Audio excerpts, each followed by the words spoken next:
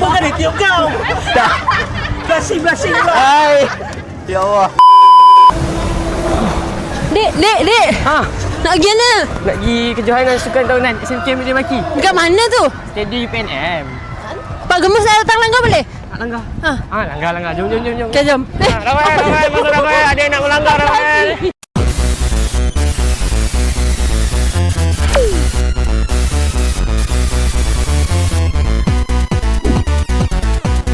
Ini kita dekat Stadium UPNM untuk support Sekolah Aminuddin Baki Sports Day dengan bagi kepada guru-guru semua Pak Gembus sebagai hidangan mereka pada hari ini. Betul.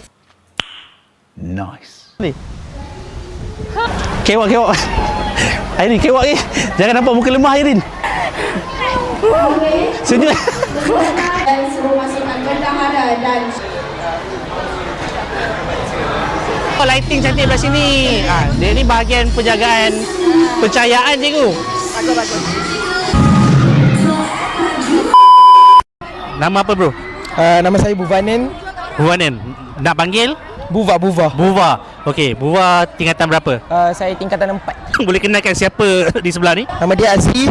Azri. Dia tingkatan 4 juga. Kawan Dia saya. dengan awak merangkap bodyguard. Bodyguard. Alright, apa cita-cita Buva pada masa hadapan? Cita-cita saya either nak jadi kardiologis atau jadi peguam. Kenapa memilih cita-cita tu sebagai cita-cita utama? Sebab saya pandai cakap. Lepas tu saya suka bio. Apa langkah yang diambil untuk menjadikan cita-cita tu sebagai realisasi? Okay, so first kena belajar betul-betul. Walaupun saya tak buat in the process. So belajar betul-betul, dapat result yang bagus.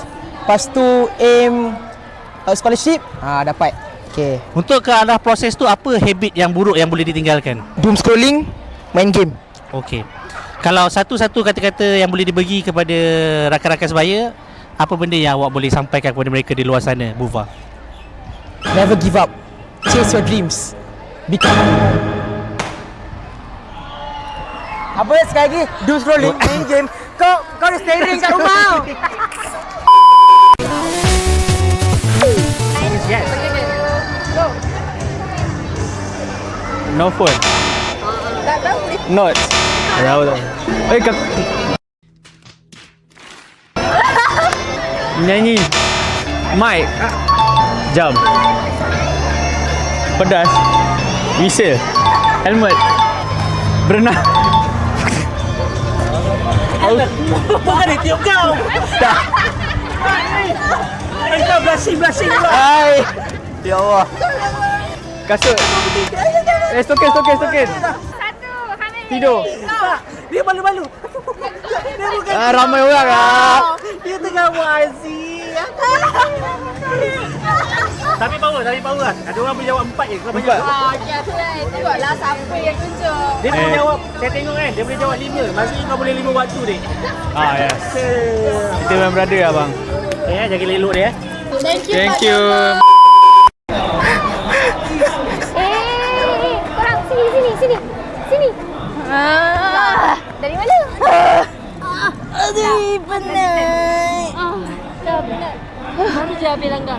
Dah habis langgar I baru lepas berlari 100 meter. Oh, you lah tadi. Yang potong tadi. Yang potong tadi tu yang bising-bising tadi tu. Oh, sudah settle lah ni. Kita langgar kat Settle. sini. Aduh. So, sekejap. Lepas ni nak pergi mana? So, lepas ni kat mana? Rasanya korang boleh komen kot dekat bawah. Korang komen. Bawah? Nak Pak Gembus. Langgar mana pula. Okey, kita Betul. tunggu korang punya komen. Ciao.